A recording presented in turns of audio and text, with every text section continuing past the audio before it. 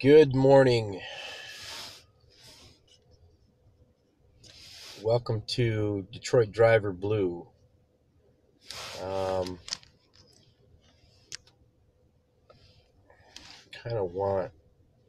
kind of hoping that you guys could see this video a little bit better, but I'm kind of being sort of low key. I'm in a transit center um, in Dearborn, and just want to stay a little bit low key at this point.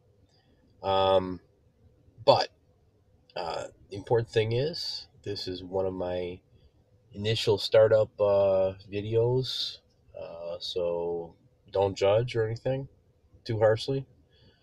I know a lot of you guys are pretty critical out there of your fellow YouTubers. Um, so, jumping into the rideshare, you know, recently retired, and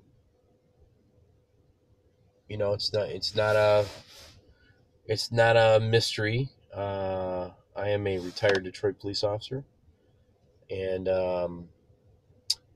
it's good to be out here. It's good to be doing my thing. It's good to be out here, enjoying a job where I can drive, I can be around people, and I can give them, you know, the one-on-one service that I can as a rideshare driver. Uh, Quite different from law enforcement day to day, in and out of a scout car, in and around people's neighborhoods, investigating crime and writing tickets or whatever the case is. But regardless, uh, I feel like I'm in sort of a good position to talk about professional driving because of my experience, especially being on patrol all of my time as a policeman. And, there was always a lot riding on my tires, whether it be my partners, the people who we work with, we call our partners, um,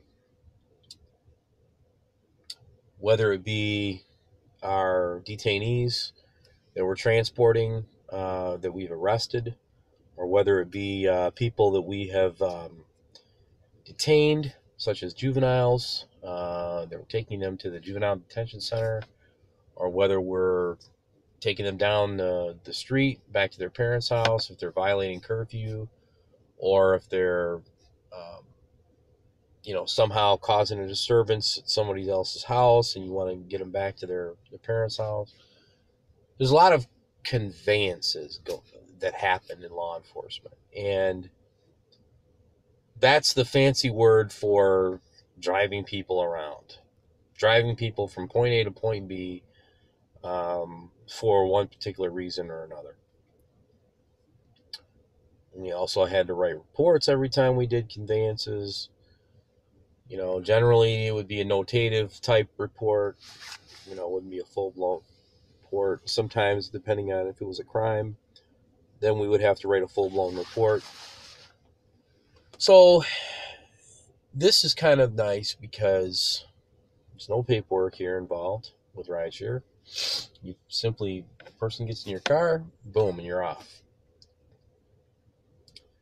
So it's nice to do a job where there's not paperwork involved.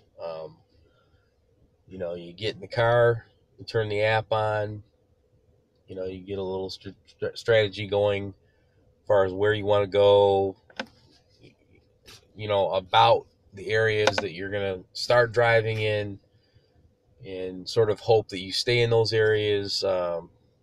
Sometimes you end up praying you're going to stay in those areas, but chances are it's probably not going to happen. Um, anyway, I started driving in 2017.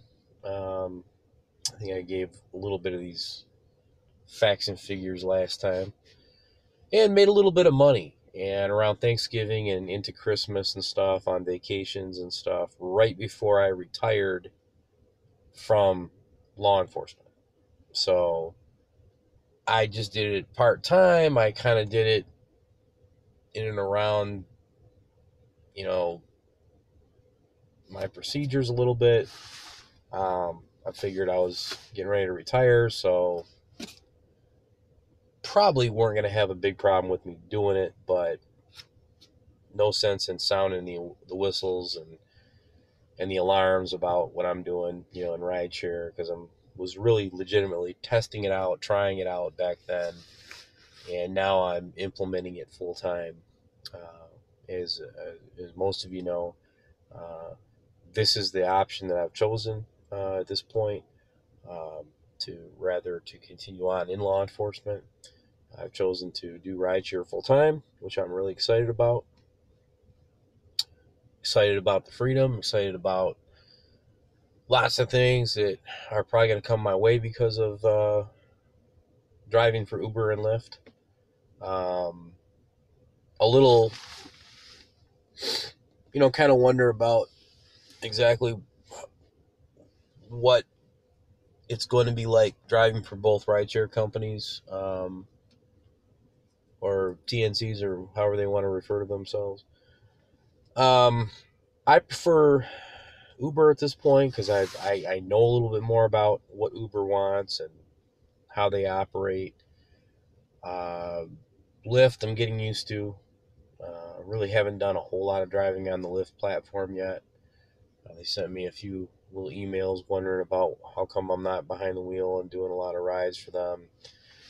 But of course, I kind of let them know that I've got some transition issues going on with my, from going from part time from Uber, and my familiarity with Uber is a little bit more consistent. So always felt more confident with Uber, and that's pretty much what I was gonna do, mainly. But I decided, no, I'm gonna go ahead and do both platforms because I always hear about drivers doing both platforms. So, with that, I know this video is getting kind of long here. Anyway, today is Sunday night. Had a really good weekend, a very relaxing weekend with my girlfriend, and was able to see my son on Saturday, spend time with my little guy. He's 12 and a half. I'm also in the middle of getting a few other things done so I can do this a little bit more confidently full time. I'm not going to really go into that big time, but certain things you gotta do. Um, Bottom line is, I'm pretty confident on my abilities to handle people out here. Pretty confident of my abilities to diffuse circumstances or situations to the best of my ability, um, but also to the best of my facility. Meaning, you know, because I'm not a police officer anymore, there's going to be times that I'm probably going to end up calling the police, dealing with troublesome drivers at times. There's going to be times where I'm going to be, having to, you know, deal with passengers and people that may not appreciate what I'm supposed to be doing, and I put customer service first in what I'm doing, of course, and I kind of started doing that more in law enforcement back half of my career, um, just because that was kind of like the way the department was going with the way that they wanted us to work.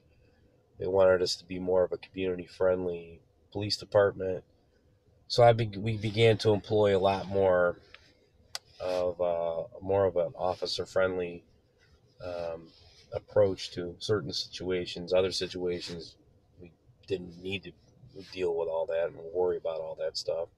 But other situations did require a little bit of customer service, extending yourself and stuff like that. Anyways, but there's going to be times that I know that, you know, I'm going to probably have to, I may have to defend myself. I may not. But I'm going to do what I have to do. And so with that, I think the best thing to advise, because as part of this channel is designed to advise new drivers, and especially drivers in metropolitan areas such as Detroit. Um, and there's a whole lot of spillage of drug crime and domestic violence related crime that is going to be happening in and around these metropolitan areas, namely Detroit. But the word of caution is to not, if you have an uncomfortable rider, you have somebody who's causing a problem, you don't have to continue driving that person where they're going. You can simply drive them to a well-lit, safe area, advise them that you are very uncomfortable driving them, and that you do not care to continue the trip, and that, you may want to just do a customer-friendly type apology to them, that you cannot continue driving them, and that to definitely call for your services again, if they do need your services, but remind them that, maybe call back and ask for our services when you're a little bit more prepared and a little bit more able to facilitate the kind of behavior and the kind of courtesy and mutual respect that is due, in dealing with your rideshare driver. Something to that effect. You don't have to, again, deal with obnoxious, pardon me, angry, um, or people that you think are just up to no good. If you have a sort of a sense that something is really wrong with the people that are in your vehicle, and you see some red flags that you're not comfortable with, you're not happy with, feel free to discontinue that ride. Politely ask them to exit your vehicle in a well-lit, safe area, and go on about your day. And of course, immediately document it. Oh, did I say document it? To Uber or to Lyft support, to their help mechanisms, where you can submit your written statement about why you ended the ride. That's very important, and to do that immediately, so you don't have something immediately negative on your ding, or on your you don't get dinged, so you don't have that on your on any kind of history or whatever. But you get your information in there first, because you are the one that had the authority to discontinue the ride. Okay, but it's important that you act appropriately and document it appropriately, and if necessary, make a phone call to support and tell them what happened. Let them hear it in your voice why you were adamant that you didn't want to continue on the ride anymore. Don't just do it over email. Don't just do it over an automated message or whatever. Do it over the phone as well, if you can.